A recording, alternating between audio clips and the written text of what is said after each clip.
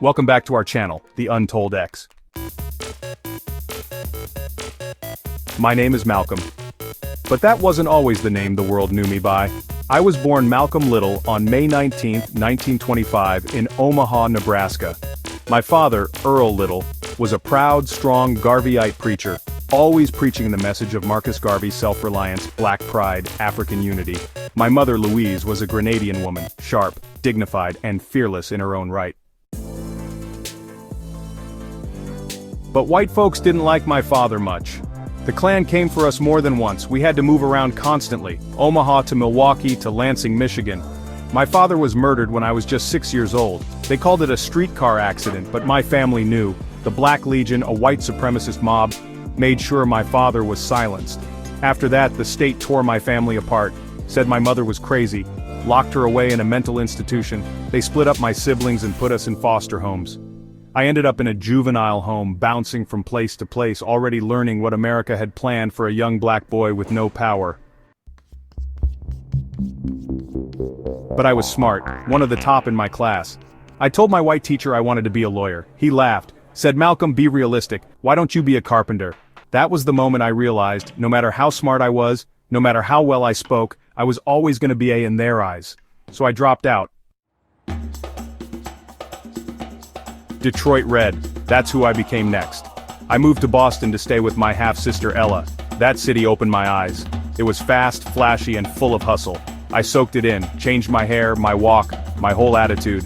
I became Detroit Red, a smooth-talking hustler, running the streets, shining shoes, running numbers, selling dope, pimping, robbing.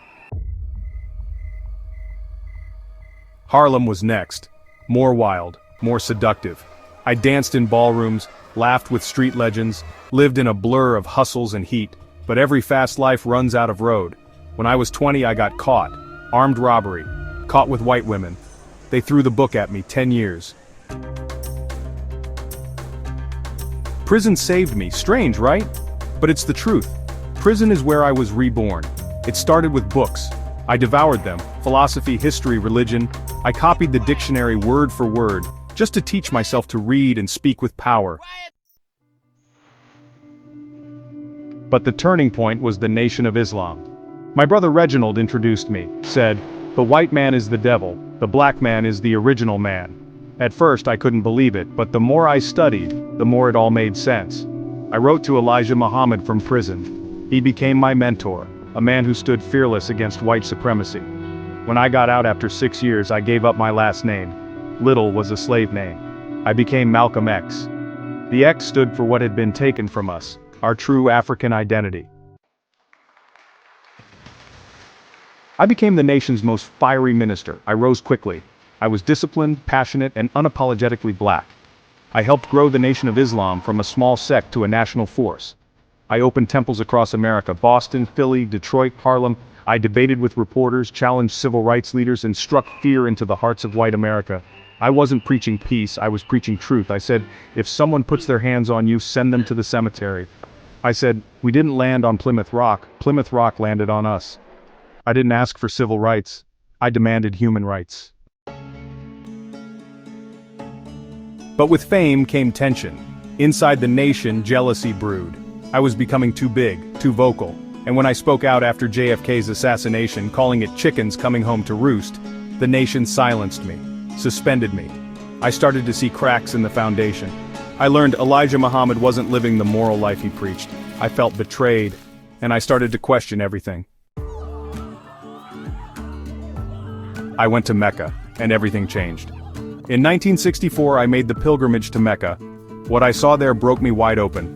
Muslims of every color, white, brown, black, praying side by side as equals. I realized the racism in America wasn't in. It was in the system America had built. I shed the name Malcolm X and took on a new one. El Hajj Malik El Shabazz. I broke with the nation, formed my own organizations, Muslim Mosque, Inc., and the Organization of Afro-American Unity. I called for black empowerment, but I also began to build bridges, across races, across faiths. My vision became global, but I knew the clock was ticking. They were going to kill me. I just didn't know when. My house was firebombed. I was under constant surveillance, and still, I kept speaking, kept organizing, kept building. Until that day, February 21st, 1965. I was at the Audubon Ballroom in Harlem preparing to speak. My wife, Betty, and our daughters were there. And then the shots rang out. I was shot 21 times. They ended my life, but not my legacy. I was a hustler, a prisoner, a minister, a father, a revolutionary. I made mistakes, I changed, I grew. I was never afraid to admit when I'd been wrong. And I never stopped fighting for the liberation of my people. My life wasn't about hate, it was about truth. It was about justice. It was about waking up the minds of black men and women who'd been told they were nothing. I am Malcolm X, and I still live in the struggle, in the fire, in the voice that dares to speak when silence is safer. If you like this type of content, please like, subscribe, and stay tuned for similar videos.